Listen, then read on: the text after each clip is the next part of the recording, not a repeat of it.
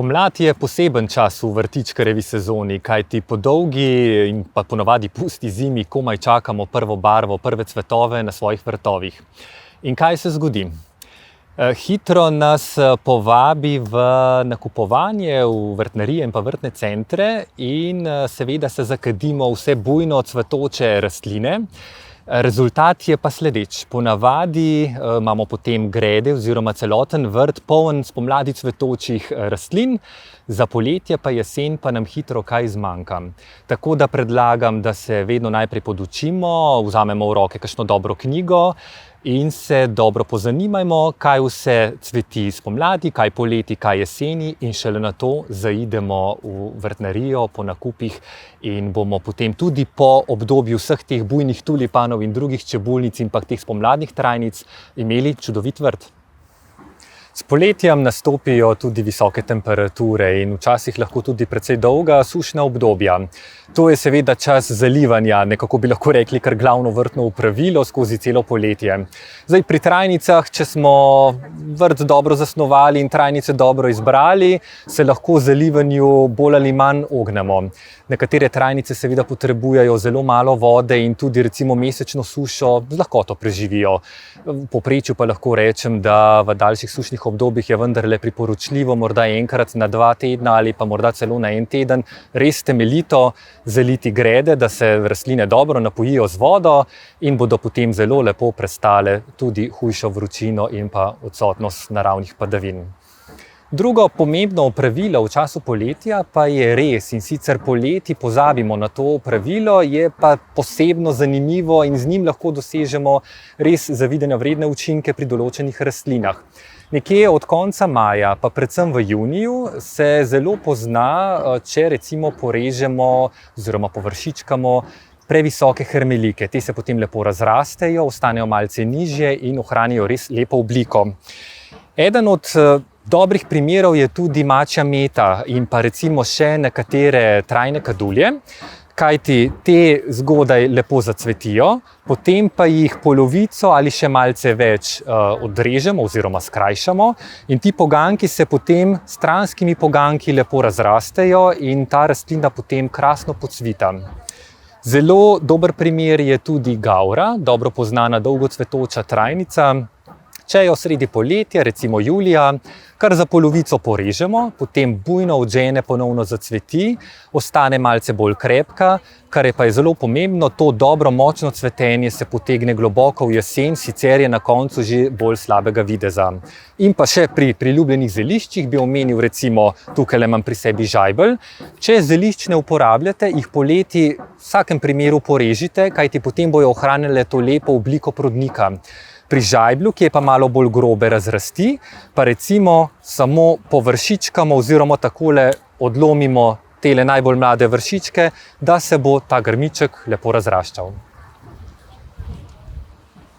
Pri pomladnem opravilu, preden se lotimo potem obnove oziroma čiščenja vrta, preverimo potem posamezne rastline, ali so sploh žive, kako napredujejo, so vidni znotraj kakšni popki.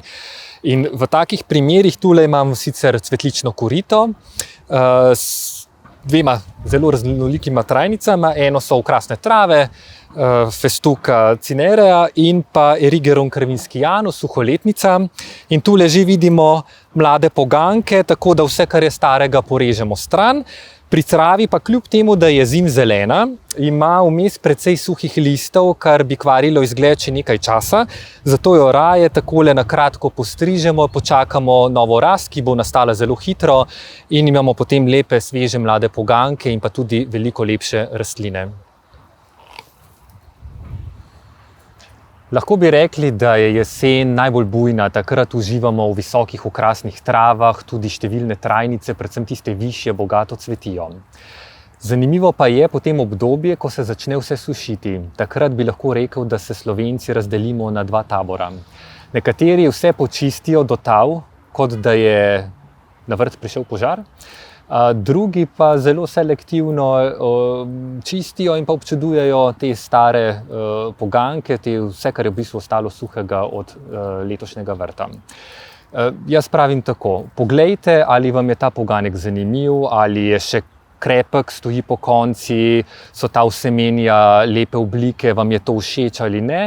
In se potem sami odločite, ali boste te trajnice pustili ali ne. Dejstvo je, da kar lep delež trajnic ostane lepih tudi v tem suhem stanju, ostanejo lepo po konci, številna vsemenja se takole lepo obdržijo in lahko prispevajo k lepi sliki v pozni jeseni in pa predvsem v zimskem času, ko razen nekaj malega zimzelenih trajnic drugega pravzaprav od trajnic ne ostane. Tukaj imamo v roki enega od vrednikov, vidimo, da je ves ta zgornji del suh. Zdaj jeseni se pač sami odločimo, ali ga porežemo do tal, ali pač počakamo, da se na te vejice, te poganke nabira potem po zimi ivje, ustvari neke nove prizore in s čiščenjem pravzaprav dokončamo šele tam nekje v februarju, morda marca, odvisno od vremena. Malce drugačna situacija pa je pri zimzelenih in delno zimzelenih trajnicah, predvsem pri okrasnih travah. Jeseni so ponavadi še zelo lepe, zato predlagam, da jih pustimo pri miru. Ko pa čez zimo te trajnice kljub temu dobivajo tu pa tam kakšne suhe liste, če je teh veliko, pa še posebej, jih potem krepko porežemo, ne glede na to, koliko je še zelenega, kajti tisto suho bi potem še globoko v pomlad motilo videz, zato le porežite na kratko, da se bo potem spomladi lahko ta rast naprej nadaljevala in hitro obnovila. Kar se tiče pa telohov, naj se ustavim še pri njih, predvsem pri teh različnih vrtnih križancih oziroma orientalskih križancih, pri nekaterih se pojavljajo različne pegavosti, to so glivične bolezni. V tem primeru je najbolje potem obolelo listje že jeseni temeljito počistiti. Če pa je listje zdravo, ga seveda pustimo za lep zimski videz in ga bomo potem porezali tik pred cvetenjem, kajti takrat pa seveda želimo nemoteno občudovati novo, sveže cvetje.